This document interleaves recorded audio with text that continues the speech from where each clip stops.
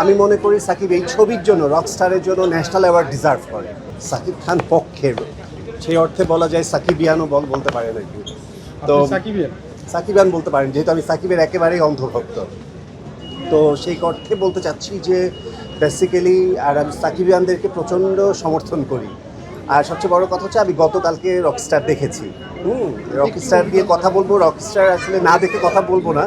অবশ্যই আমি গতকালকে দেখেছি এবং আমি বলতে চাই যে আমি গত ঈদের দিন থেকে যে ধরনের রিভিউ দেখেছি, যেই ধরনের মানে মিক্সড রেসপন্স বা যে ধরনের মানুষের উল্টাপাল্টা মন্তব্য দেখেছি, হল থেকে বেরিয়ে যে যার মতো করে বলেছে, তারা কেন বলেছে বা তাদের আসলে ইন্টেনশনটা কি, অ্যাকচুয়ালি আই ডোন্ট নো।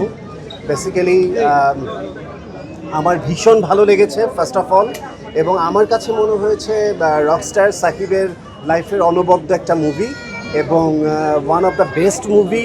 এবং রকস্টার আসলেই আমাদের দেশের বর্তমান সময়ের থেকে অনেক ধাপ এগিয়ে একটা চলচ্চিত্র, যে চলচ্চিত্রটি আসলে আমাদের দেশকে দেশ এবং দেশের বাইরে চমৎকারভাবে রিপ্রেজেন্ট করবে। আর আমি বলবো যে এই ছবিতে অভিনয় সাকিবের একেবারেই এত বেশি টপ নচ, এত বেশি দুর্দান্ত ছিল। আমি মনে করি সাকিব এই ছবির জন্য রকস্টারের জন্য ন্যাশনাল অ্যাওয়ার্ড ডিজার্ভ করে।